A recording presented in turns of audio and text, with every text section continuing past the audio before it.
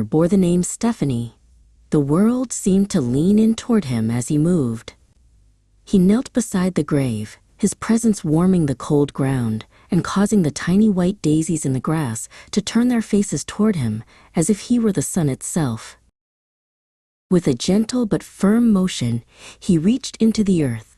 It was as if the heavy soil offered no resistance at all, parting like the surface of a calm lake beneath his touch.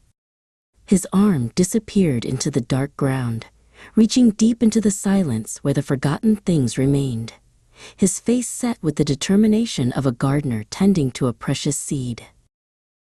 From the depths, he drew forth the fragile remains of a life cut short. The white, weathered bones of a girl named Stephanie were cradled in his strong, scarred hands. He held the skeleton against his chest with a tenderness that defied the macabre sight, looking upon the remains not with sorrow, but with the joy of a creator about to finish a masterpiece. "Rise," he whispered, and the word vibrated through the very air. A spark of brilliant, silver light ignited within the hollow ribs of the skeleton, spreading like wildfire through the marrow. It began to stitch together what time and the earth had undone, weaving light into the spaces where the spirit had once lived.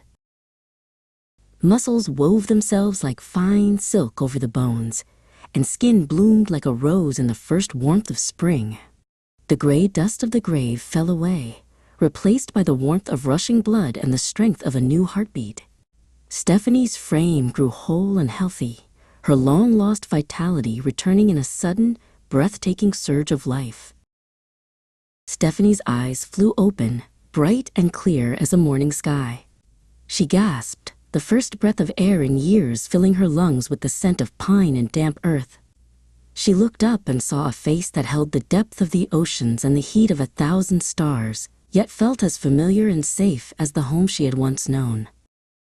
Yeshua took her hand and pulled her to her feet.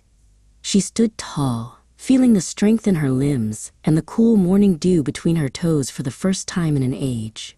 Her illness was gone. Her spirit was renewed, and the weight of the years had vanished. They stood together among the old stones, the living heart of a new beginning. The golden light in the sky began to fade into a soft, pink dawn.